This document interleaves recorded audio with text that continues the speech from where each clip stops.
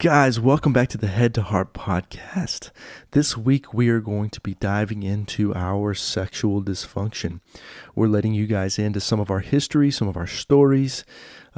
We get real, and we're also going to be asking you to take some notes, answer some questions, and dive deep into your own sexual legacy as well.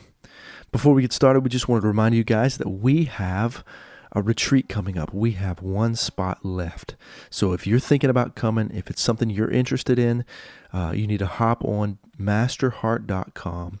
The Love Yourself Retreat here in Nashville, Tennessee, July 27th through the 29th is going to be amazing. All right, guys, let's get started.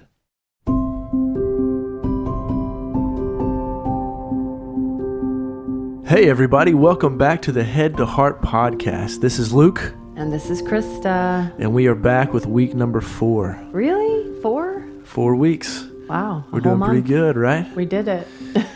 Last week, we let you guys into our raw, embarrassing real, process. intense process. And it was difficult, but we loved it. Yeah. It's so great when I loved the other day you looked at me and you said, feels so free to have nothing to hide. Right. So free. And it was embarrassing for me to let you guys in on my victim and let her come up. But I remember having this moment and thinking, I need to let her have a voice to see how I can let her have a voice, and then we can stay in relationship and bring her back into me and actually heal a little bit in the process. I have a little frog in my throat today, so excuse me. It's probably from that kombucha you're drinking. I know, I love kombucha. Bucha. Well, guys, today, week 4, we want to talk about, the title of this podcast is the 148 Steps to Good Sex. Oh, God. And we go through all 148 every single, no, we don't. So get ready, stay focused, get your notepads out. We're going to take you through all 148 steps in the next 60 minutes. Oh, God. That sounds so exhausting. We're going to let you guys in on our sexual dysfunction. This week, this is going to be a 2-part sex series where we're going to tell you guys a lot of the dysfunction that was created because we did not have any sort of sex ed, to put it, bluntly, rather than just our high school sex ed teacher. No, we were not prepared sexually to be compatible, to know what that meant, to know what sexual energy was, to know what masculine, feminine energy was in a relationship. So we're going to just pull back the curtain on all the things we did wrong for the first, what would it be, 9.5, 10 years. 10 years. 10 years. Plus, we're probably going to tell some stories about our pre-marriage time because it's important. For us, it's been important to compare our sexual drive before marriage and after marriage because something happened. Something shifted, and it took us a long time to figure that out. Figure it out. So, yes, we want to make sure that you don't take 10 years to figure out, or if you're in the 10-year mark, 20-year mark, it's never too late because we have exciting sex now. And that's next week. So, Luke, why don't you start us out with your virginal story? My virginal story? What does that mean? I just like using that word. She did. She was using that word yesterday a lot, virginal. And he said, I'm not going to use that word to describe you. So, of course, I had to bring virginal. it up. He was virginal when we got married. I was a virgin. What else do you want me to say? We'll End talk about your Christian upbringing and what it did to kind of your psyche and sex and... Gosh, my first sexual experiences were fantasy. So they were all in my mind, or they were all on a magazine page, or they were all on a computer screen. So none of them were real. Mm-hmm. It was obviously real in my body, but it was a fantasy. And so, gosh, I don't even know where to go from there. I'll start. Yeah, Why don't you I start? Get us warmed up. Yeah. So mine weren't fantasy. My sexual experience was very real, being touched inappropriately outside the home. And what that did in me is it awakened sexuality. And this happens a lot. I get a lot of emails from moms going, my daughter touches herself. How do I deal with that? My son touches himself, And this is a big debate. I lost a lot of followers over it in my Spiritually Sexy account when I just started talking about dissociating from the body with fantasy and masturbation. But my go-to means of dissociating from my internal pain was by masturbating. And it was my first memory of life.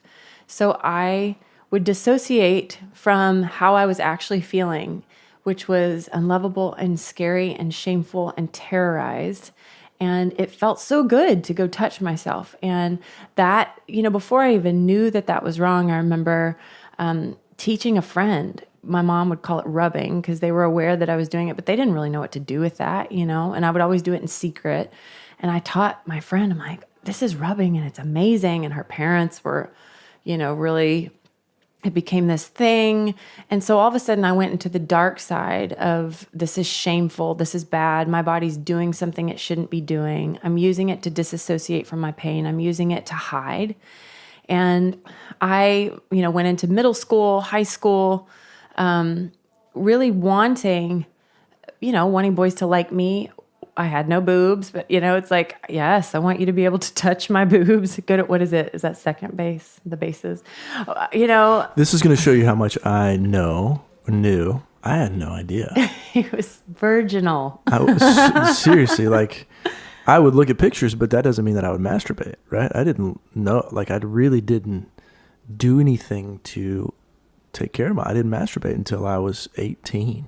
Yeah, wow. Guys. Like I didn't, with my own intention, masturbate until I was 18. So you knew that felt good to have wet dreams, yourself. And I knew I knew what it would do in my system. Like, oh wow, I like naked women.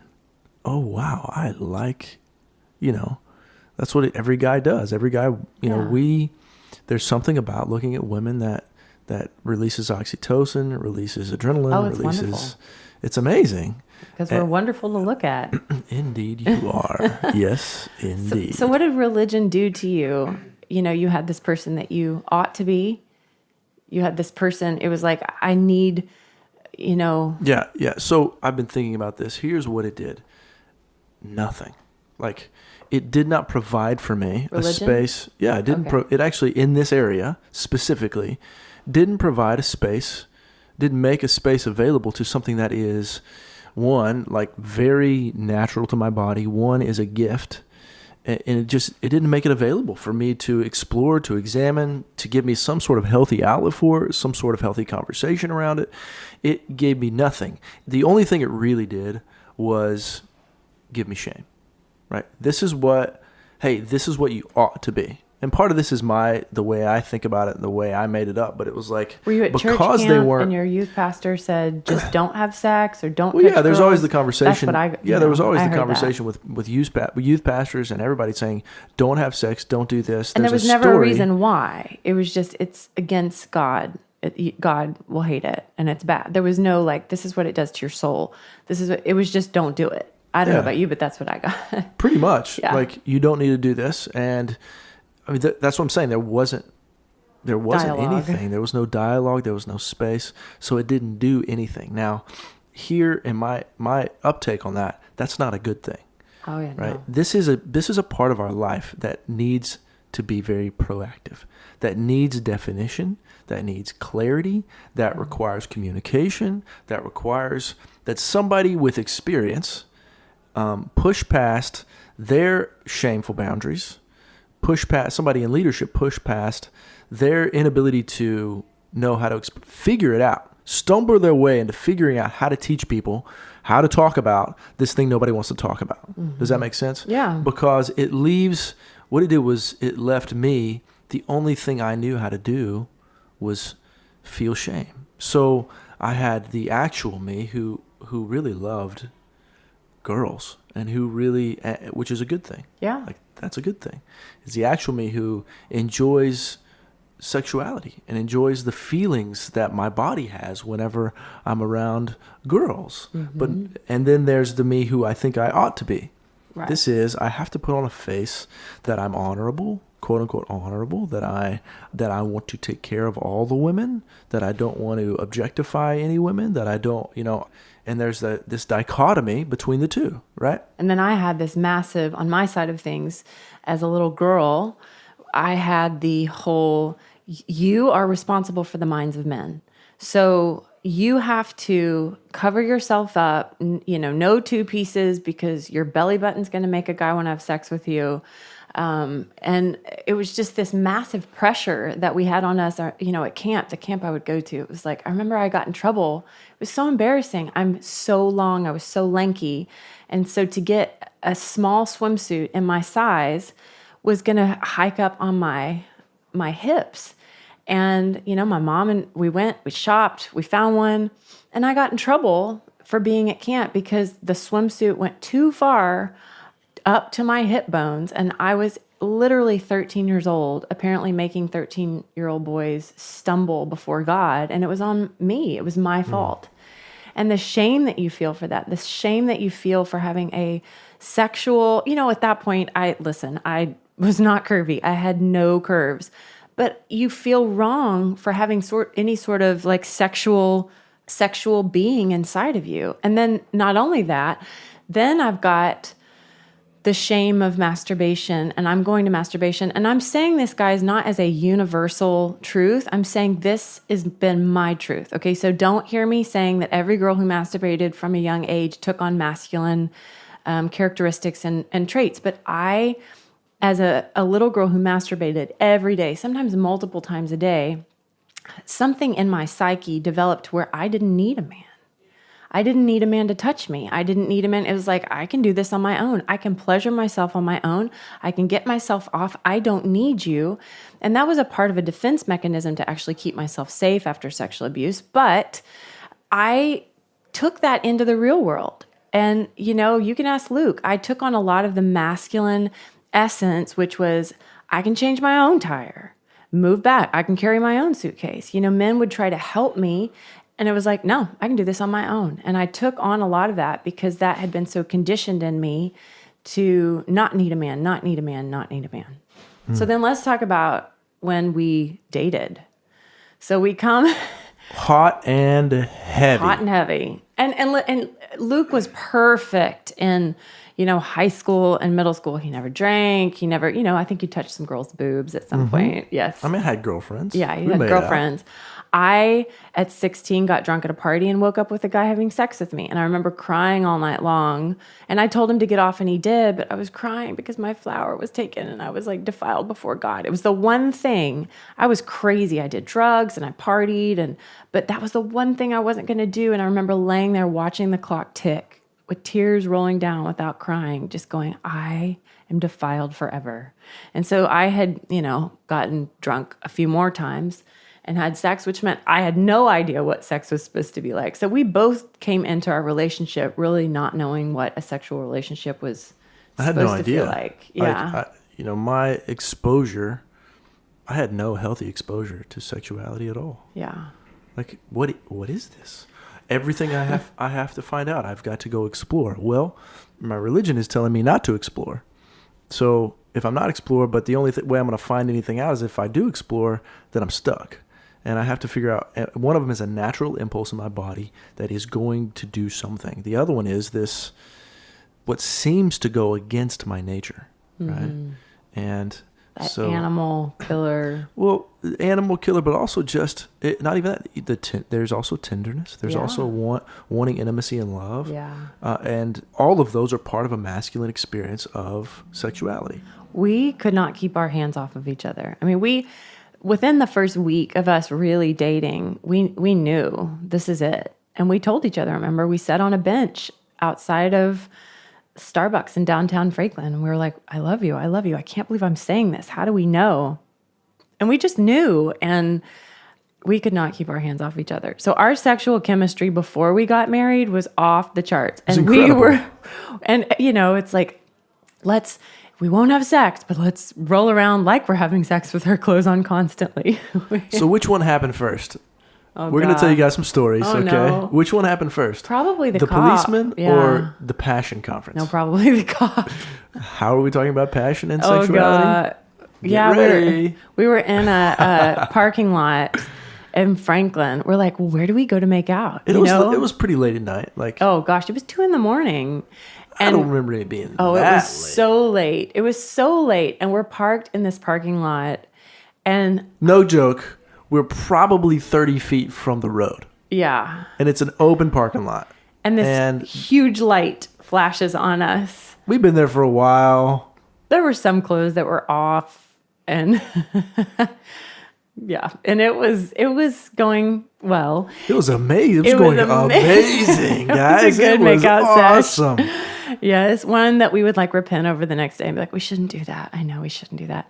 And we'd agree that we need to get better. We need to get better. Let's just keep our hands up. We'd have a conversation about whether it's right for us to be together because we were having these sexual tension. And do we need to break up? It's ruining our relationship with God. Should we elope? I mean, it was like, what do we do? It's that black and white with a misunderstanding of sexuality. And a cop taps on the window. And We're this scrambling. sheriff taps on the window because the windows are fogged up. Oh, yeah. And we've been sitting there. Did I have my lights on? No, you didn't have your lights on, but it was crazy. Whatever it was, I felt like an idiot. Well, we both felt like an idiot. And then we got back together. We broke up, and then we got back together. And I had a friend who was at the Passion Conference and was like, you should come down. So we had tickets. So I'm like, you want to come with me? So we drive down. On the way back, we were so horny. I just remember being like, oh my gosh. And let me just say, before How marriage, old were we at this time? 24? 28. And 28. So, I mean, I was the multi-orgasmic woman at that point. Like, all I had to do was get on top of you with my clothes on and roll around, and I could have orgasm after orgasm after orgasm. It was like, that's a guy's fireworks, dream come true. Fireworks. Like, I remember one time and it was, I guess we call it dry humping, but like, and you would get off and I would get off multiple times, and we're like, oh my gosh, our sexual chemistry it's going to be amazing. And we talk about it. When we get married, this is going to be awesome because we can actually do the thing that we're faking right now. Right. And it's like, we're going to have sex on the counter, and we're going to have sex in the bathroom. We're going to have sex in the bed, in the shower, on the floor. And I want you to, do it this way. And we talk about it. We're so excited. And then marriage. Dun, dun, dun, dun. What'd you call it yesterday? What? The purgatory of good sex. Yeah, the purgatory of all good sex. Marriage.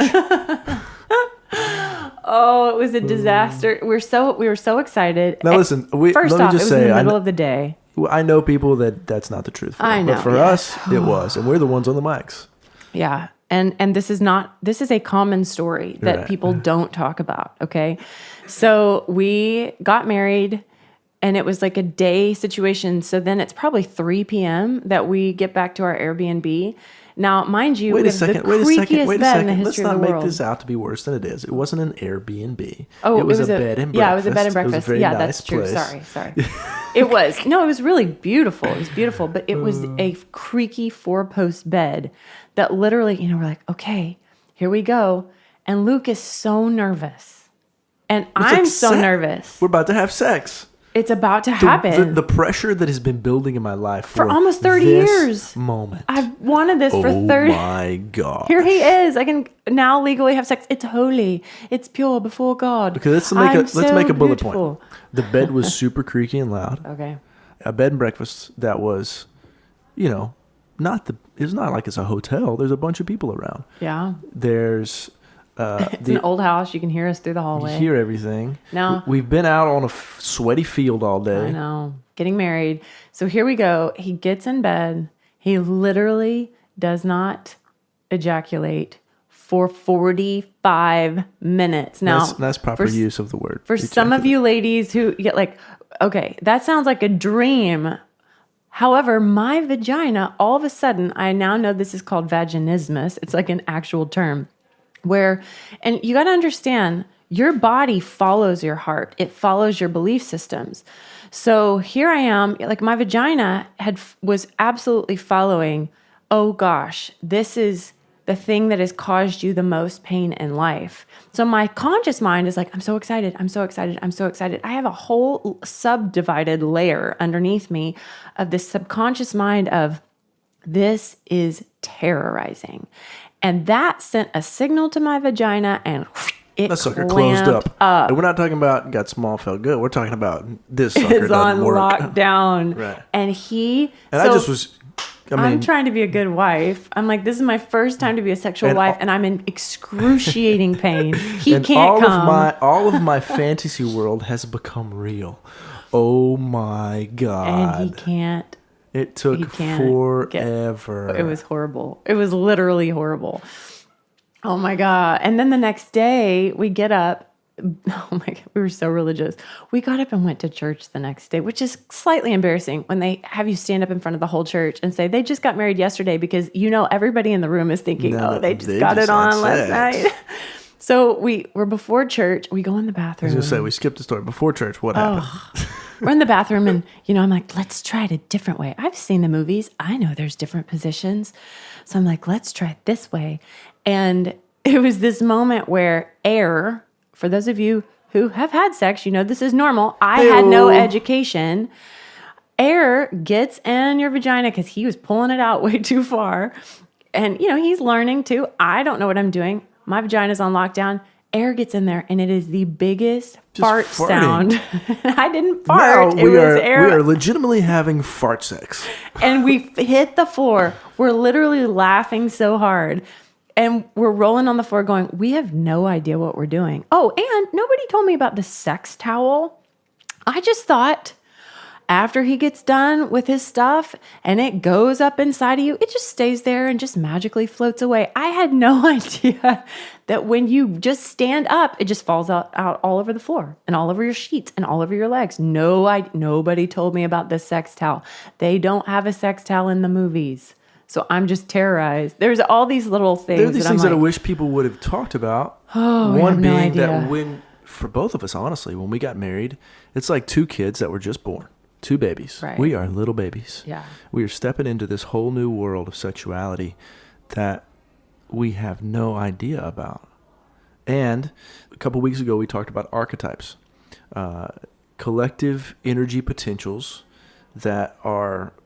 The list goes on about what they come from, but there is one called marriage, the marriage archetype. Mm-hmm. And when you make a commitment and you enter into it, like new archetype. my synthesis and collection of energies come into this archetype. And so, that has psychological to do with, energies, emotional has to do energies. with my emotions, has to do with both my mom and dad and the way they were, has to do with the lack of information I had, has to do with all of the collective sexual experiences or lack thereof that I've had, and all the emotions, and then marry that with like my child archetype and your shame. So then I step in, and most of my sexual response to sex and sexuality was as a little boy.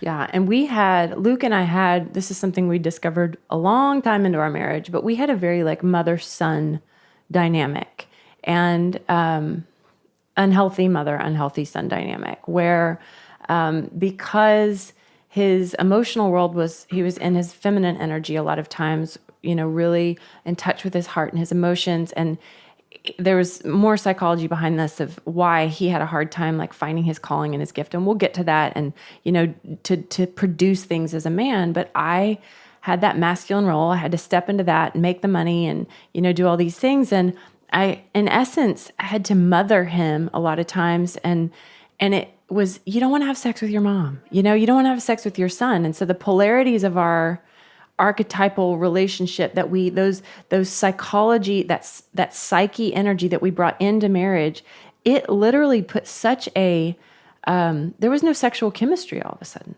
because we brought in the shame of our religious upbringing that this is wrong. And for me personally, I had conditioned my body over the years to only feel an orgasm and only be sexual when it was shameful. Because my fantasy life, I would disassociate from my body in a fantasy of what this should be like. Now, because it had all been done in secret and because what I'd learned in church and this is bad, shame was literally the only way that I could get turned on.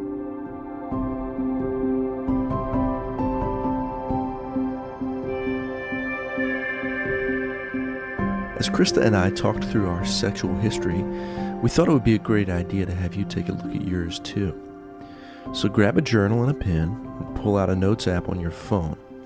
I'm going to ask you a few questions during the podcast. Now, don't kill the vibe by overthinking your answers. Your first inclination will do. Now, I want you to begin to jog your memory. For some of us, this may come quickly. For some of us, it may be terrifying. But at Head to Heart, as you know, we are all about exposure, vulnerability, healing, and wholeness. So remember to have fun as we dive deep. Now here's question number 1. What were some of the first messages you received about sex? For instance, I was taught that sex was bad and that I needed to avoid it at all costs. Many of us received messages that sex would inevitably lead to pregnancy. Was sex something that happened to you outside of choice, instead of something you got to do for pleasure and when you desired it? World-renowned psychotherapist and relationship expert Esther Perel writes that these messages enter the sinews of your skin and lodge inside of you. So I want you to fill in the blank on the following statements if they reverberate within you. Good girls don't what? A real man does what?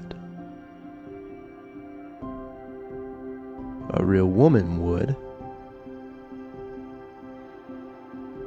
And I can only orgasm if. Now, here's the last question in this section. On a scale of 1 to 10, 1 being closed, 10 being open, to what degree have these messages in your life left you closed or open? You may need to pause the podcast so you can answer these questions meaningfully, but that's not a big deal. Now, for those of you listening, let's get back to the podcast.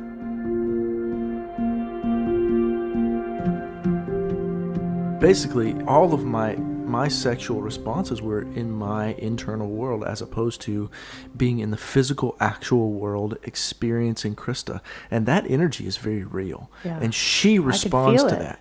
And so he would check out, close his eyes, and go sometimes be with another woman, in his mind. I would do that as well, because here I am with a man, and it's holy and pure now, and I can be with him, but it wasn't bad and wrong. He wasn't throwing me on the bed and pulling my hair, and it wasn't shameful, and I wasn't a dirty girl.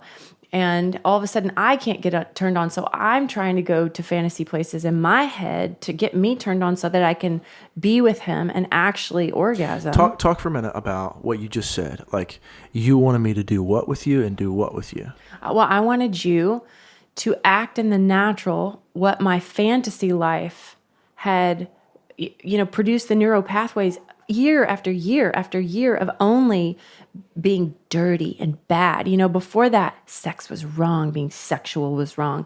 I'm a bad girl. I'm not holy. I'm not pure. I'm not married, but I love it. Well, but and now all of a sudden, and in that, but you're wanting me to be direct. You're wanting me to come and take what I want. Yes. You're wanting me to, in a sense, like kind of direct you. Yes. You're wanting me to, in a sense, aggressive. Yes. I wanted to be ravished. Everything, those things aren't bad. No.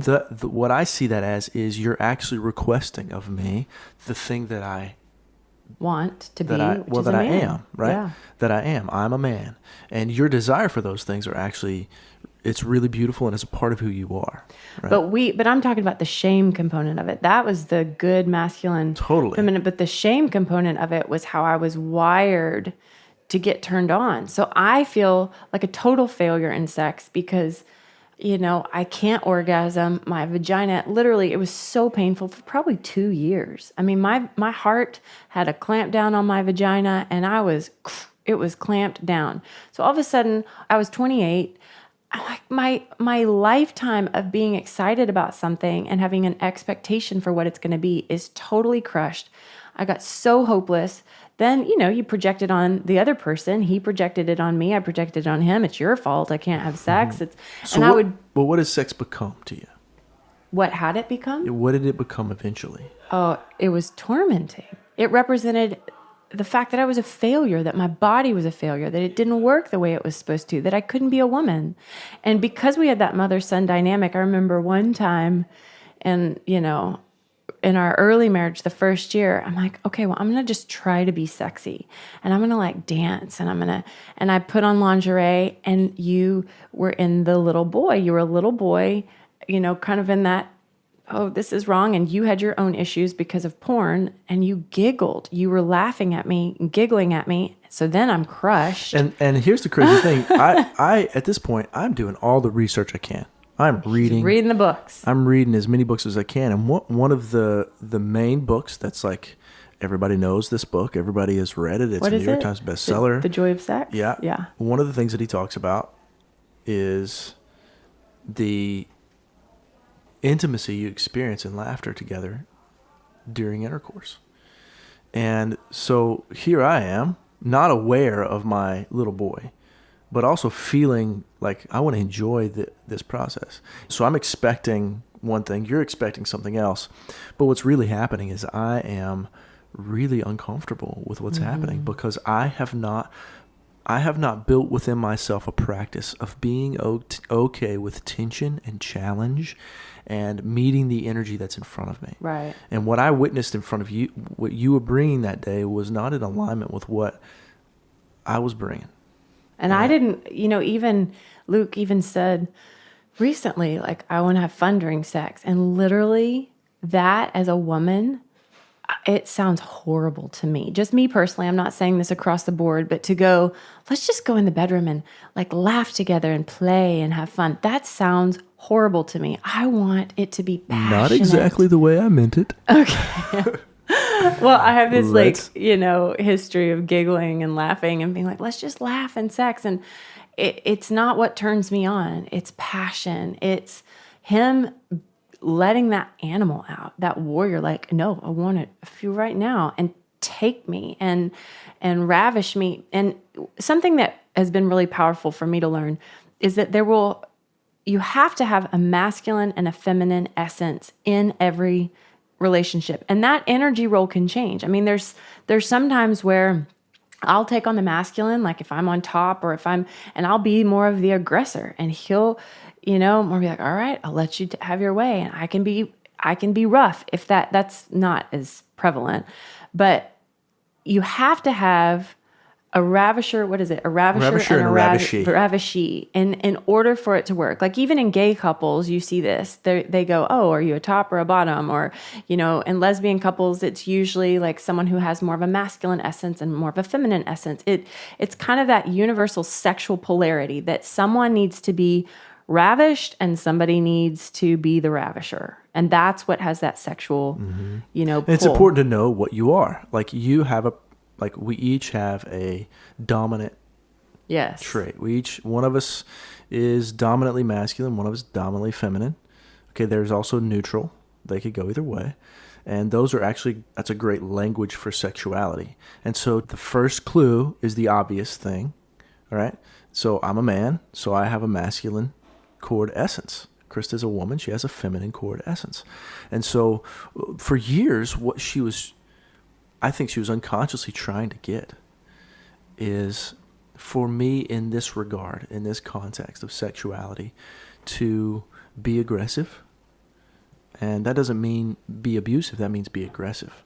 To exhibit strength, we're not talking about bondage we're not talking about that. Direct this I feel in my body. This is a desire I have, and I want it from you right now. And I'm going to take it. That's right. And we're going to go. And also within the context of that, there is also direct, aggressive way to be attuned to the person that you're making love with.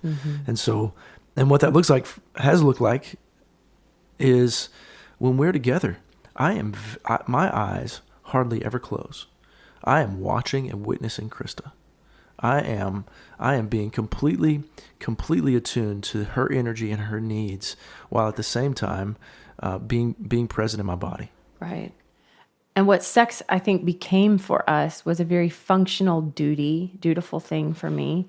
Luke just thought, I have low T. I have no sex drive. I thought, wow, and I would hear women be like, oh my God, my husband wants sex all the time. It's so exhausting, blah, blah, blah. And part of me was like, well, that sounds like heaven. Well, notice this, because I would feel that way.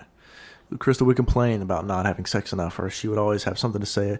Like many times she would just go, why don't we have sex more often? Because I was in the masculine essence. And so notice how that was switched. That was just backwards. So it was actually there. It existed. Yeah. These primary roles existed, and these primary ways of complaining are actually ways of noticing that we have something about it's healthy. It's just misaligned. Right. So I was so frustrating because I wanted sex. But for me, it was like, well, I can't get it from you. There's so much shame in my body that it actually doesn't work. I think I can count on my hand for 10 years the number of orgasms I had while we were actually having sex. Like there was so few. I can only remember 2 times where I actually witnessed you lose yourself. Right. Which is what I want her to do. I want her to go inside of her body and just lose herself while she's with me. And the reason I couldn't do that is because I would literally walk into sex with you going, I'm in my head so afraid my body's not going to work. So I walked in out of my body and I was just hoping that my body would somehow work this time. But I walked in through the door of fear, which meant my body wasn't going to work every time because I was starting in the terror that it wasn't going to work. Now here is where we're going to split opinions, because in my opinion, looking back on it, I as the man am responsible for everything about the way your body responds. So I'm just taking this on as my responsibility. And ongoing long arc relationship, the number one thing that is going to allow a woman to open is my integrity. Yeah. My integrity. Yeah. And it doesn't have to be external. It doesn't have to be vocal. It's not about me. Integrity is, we're not talking about just telling the truth. We're talking about being honest with ourselves, men. We're talking about, am I being honest and meeting my life in a way that I know this is all of who I am? Am I meeting my life in a way that I am confronting the shame that I'm carrying and exposing myself to someone in my life so that all of my holes are able to be poked? Like, am I allowing people to poke holes in the infrastructure of what I'm building as a man? Right? And so if I'm not doing that, if I'm hiding anything that I know it's not, it could be different things for different people. But if I know I'm hiding something, then I am compromising my integrity. Right. Right. And it could be, for you, it was porn. And I was going to get to that. It could be like this morning, I dropped one of my contact things on the floor, and if I knew that I did that and didn't pick it up, that would be hiding. Or it could be, for years, I was looking at porn and not telling anybody that I was doing that, knowing I was hiding it. And I did that for long enough to where it became, that shame just built and built and built. And my integrity was failing and failing and failing over and over again in me. And if you build a building and it's not integrous, it's going to crumble, right? And so because of that, whether Krista knows it or not, she can't open up. Her body won't allow her to. Because I can't trust you. Feel it. Our bodies are aware of one another, and our bodies know. You said that I would always be angry the next day after you looked at porn. You'd always be angry. And I didn't know he looked at porn. Right. And we all have this. It's called a somatic nervous system, our somatic consciousness, our somatic. So we have a whole nervous system in our bodies that can read the truth of a situation, that can read what's really happening. And so as men, if we are not living to our own level of integrity, then we cannot expect women to open up to us. We cannot expect them to open up emotionally. We cannot expect to open up intellectually. We cannot expect them to open spiritually. And we definitely need to stop expecting them to open up to us sexually if we are not meeting our own integrity standards. Yeah, that's so good. That is why Luke is, I'm so excited to take on under Masterheart, the umbrella at Masterheart, our company, for me to start moving into this feminine essence and teaching women, and for Luke to step into, his masculine essence, which he has so much wisdom and experience with, and to teach men how to be integrous at that level of the soul. Let's talk for just a second, because we skipped this part about porn in the beginning of our marriage. Because this is a very common issue. And I remember the first time, I think I caught you looking at porn. It was on your computer. It was open. We were in our place in East Nashville. And I remember it was almost like I was acting outside of my body. I was calculating what I thought was an appropriate response to what you were doing, how I'd seen other women respond. a part of me actually felt relieved because I struggled so much with my sexual shame and masturbation and fantasy that it was like, whew, you're screwed up too. But I remember having this like over the top, I can't believe you would do that to me. This is cheating on me. And I'm acting out this response. And I remember you sitting there very calmly and you looked at me and you said, Krista, this is not helping me. I need help. Can I bring you in to my struggle with this and let you know why I do it and let you know? And it was such a beautiful moment. And because of that, I softened up, I'm like, that makes so much sense. So that first year of marriage, we developed this openness where when he had looked at porn, he would come to me and we would be in it together. And I would love him and forgive him. And, well, how are you actually feeling? Okay, well, I understand that. Bring me into why you ran to this thing. So because we had developed this, kind of open relationship with that, and then he stopped coming to me. And then, he wrote a blog one time on my blog about, why we look at porn. And I'm like, oh, he doesn't look at porn anymore. This is amazing. I had no conscious clue that you said we do pick up on it subconsciously, but I had no conscious clue that you were looking at porn. Can you just talk really quickly for maybe the men who run to porn inside of their marriage and the women who have these responses that they're scary for somebody to come to? Like what changed in you where you thought, I can't keep coming to her?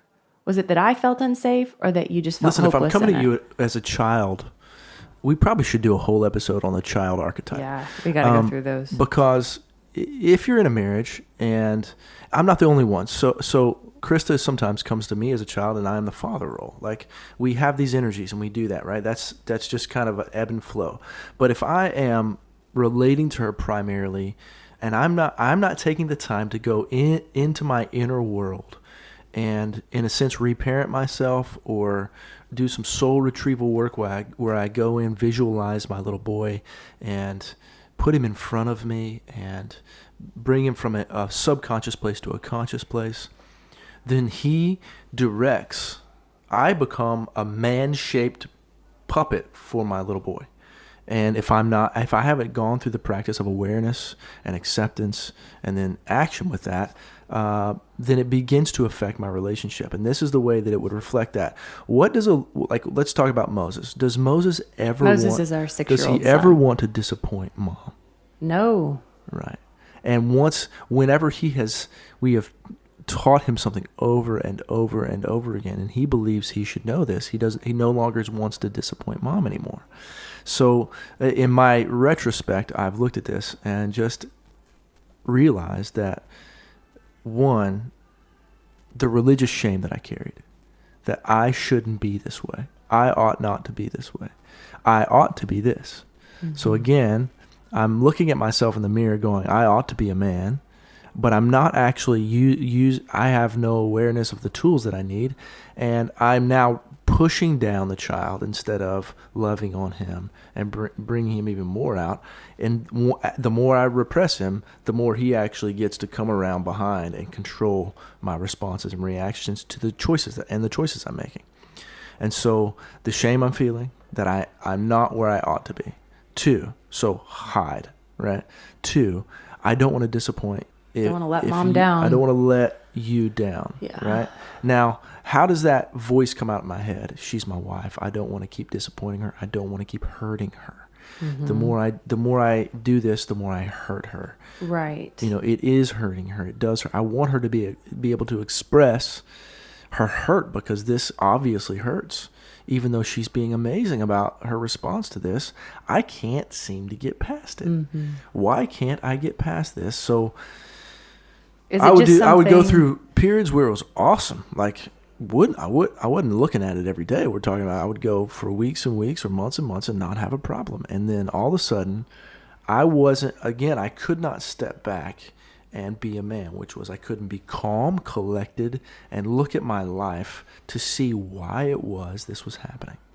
And so when I can't find my calling or when I can't seem to do do things right in my life or when I fail at certain things, pressure begins to build. Pressure begins to grow and grow, and I begin to get overwhelmed. Now, marry that to I have no idea how to communicate any of this. You could profess to this. Yes. Oh, Papa doesn't know how to communicate. I'm a hermit. I'm an introvert.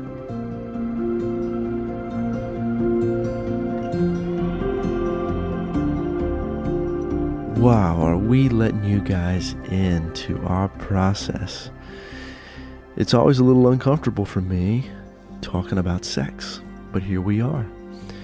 I'm going to move on with our fourth question that I want you guys to answer. And again, I'm pulling from an author, a speaker, and a psychotherapist named Esther Perel.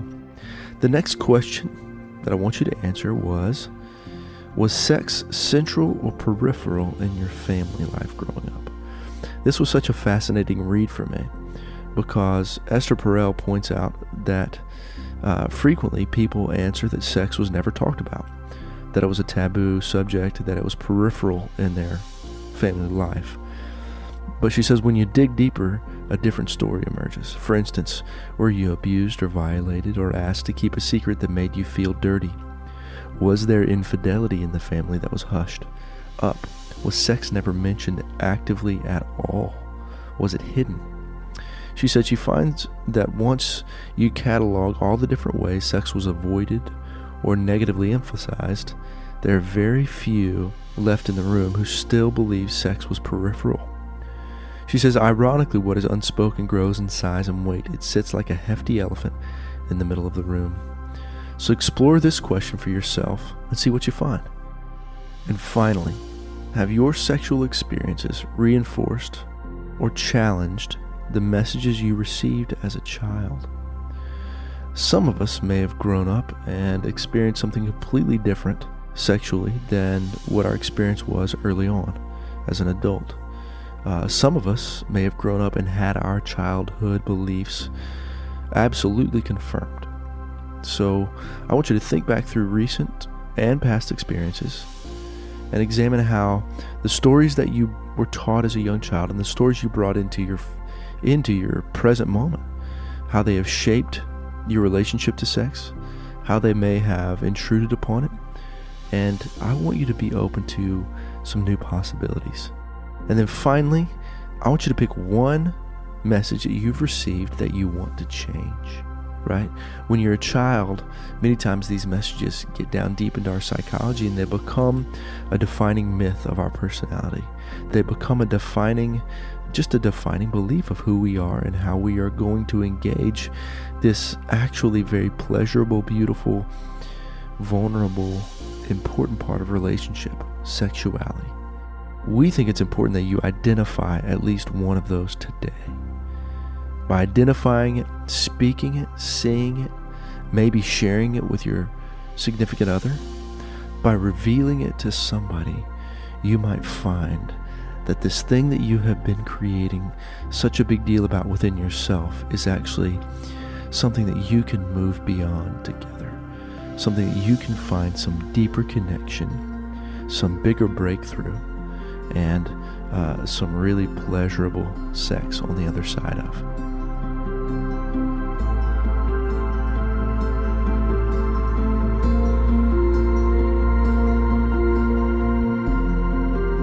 I am an empath.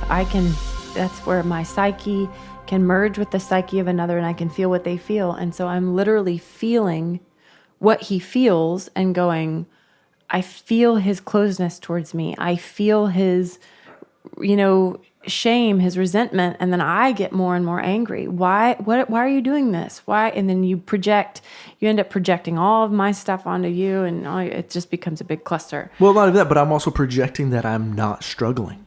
Right.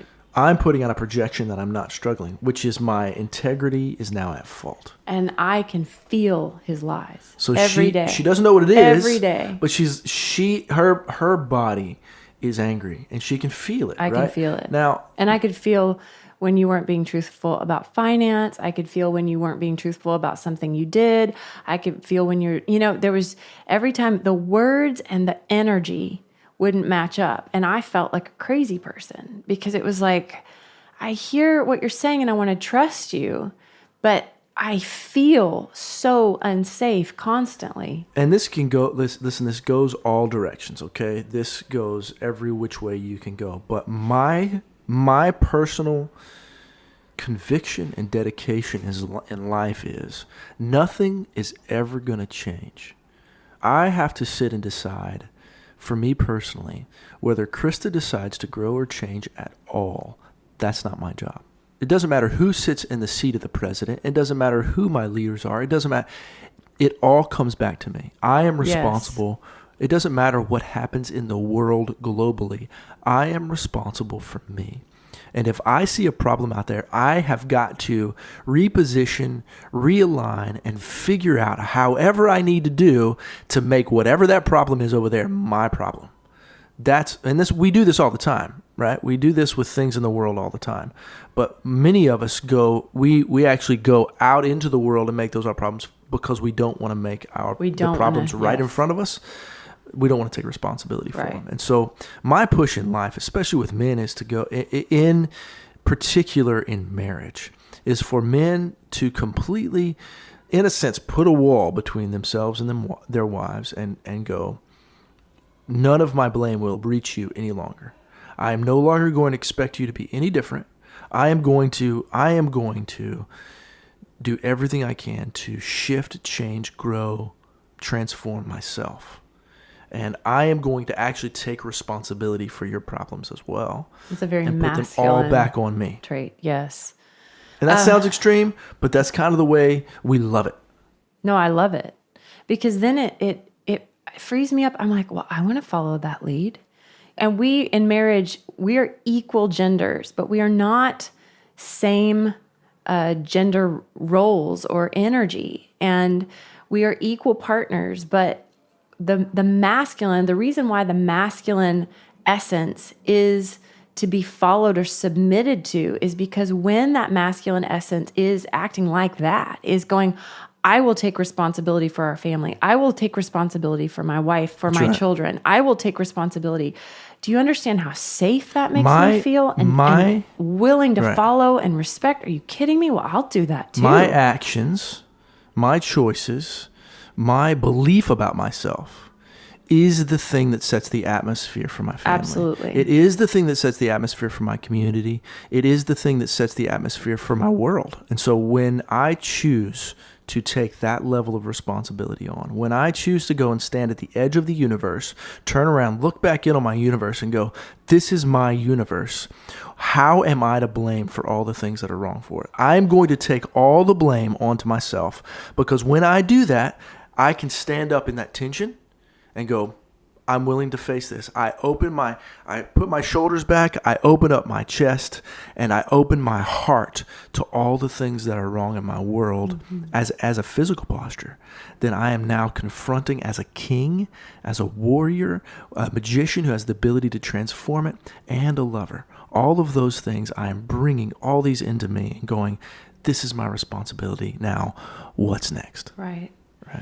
Oh, it makes me feel so safe. Oh, I love it. It was so beautiful when we stopped projecting our issues on the other person, which is a huge eye-opener to what a lot of our problems were. I was projecting, oh, Luke, if you would just be this. He was projecting, oh, Krista, if you would just be this. And that was the beauty of our separation, is that we had this clear line in the sand between us where we had to kind of detangle this ball of really deep dysfunction, separate our essence and our energy and go, regardless of you, I have to do me. And I have to take responsibility for everything that I have done to get me here today. Otherwise, I stay a victim. I don't become the woman of my dreams. He doesn't become the man of his dreams. There's one other thing that I wanted to really quickly say. And what we're going to do, with this side of the podcast, we talk about the dysfunction. The next podcast that we're going to do next week is going to talk about the solutions, a lot of the things that have actually opened us up and worked in our marriage to open us up sexually and have us, have this explosive connective sex that we're learning how to have.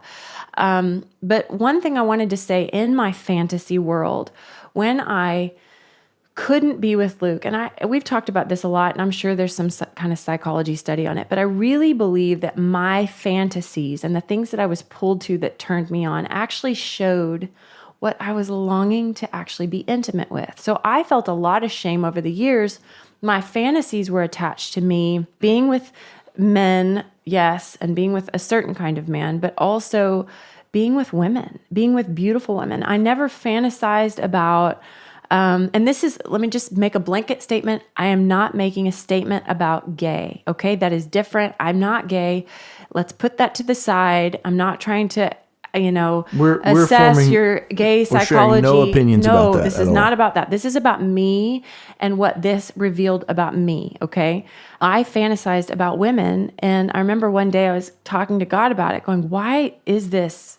Why am I'm not even attracted to beautiful women in the real world. If I saw a beautiful woman passing by me, nothing in me wanted to have sex with her, nothing. But in my fantasy world, it turned me on to be with like a woman and a man, or maybe just a woman. And I remember the day I was like, I'm so tired of this. And I heard, Krista, you long to be intimate with the feminine. And I realized my fantasy world was actually revealing to me what I long to be intimate with, which is me as the feminine, which is the feminine essence that I was created to be. And that changed everything. Once I got that piece of the puzzle, my fantasy world about women where it was tormenting and I felt guilty for it and I felt bad, it's like it fizzled off. And I'm not saying it doesn't try to pop up every time. It's totally, totally gone where if I'm in sex, I don't get a flash of something. No, I have a choice to stay connected to my husband now, or I have a choice to go towards, what I want. And I'm evolving to become intimate with the feminine. But that little nugget of what I thought was my dysfunction was actually a key to my healing. And if we can reframe what we think, gosh, sometimes I think if pedophiles could just talk about, man, I'm attracted to children. I want to be sexual with children. Well, yes, you want to be intimate with your wounded child. Right. You want to actually heal your wounded child. Right. And it's a perversion. If we could just talk about that or have safe space to talk about it before it actually turned into action, just think about how different the world would be. Right. And that's one of the things that I have loved our relationship and the openness that we have developed.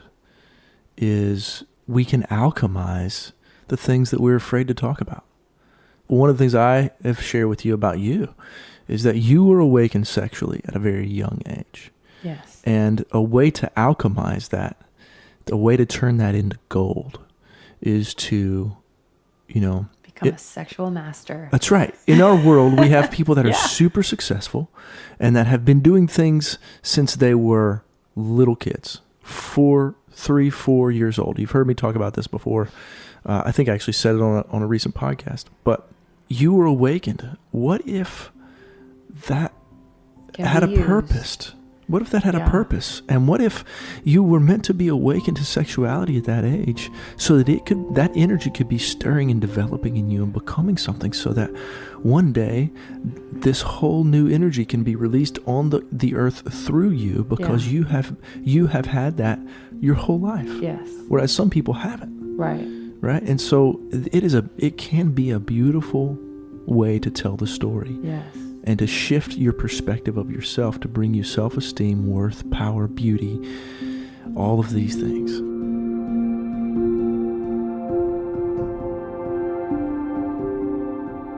Guys, thank you so much for listening this week. We love our listeners. We just want to remind you that we put up extra content almost every day on our Instagram accounts. Mine is at masterheart.luke. Krista has 2, one that's public, that's at Krista Black GIF, and then one that's private, that's just for the ladies, at Spiritually Sexy. Guys, we are so excited to continue this specific conversation next week. So have a good week this week, enjoy yourself, and we will see you next week.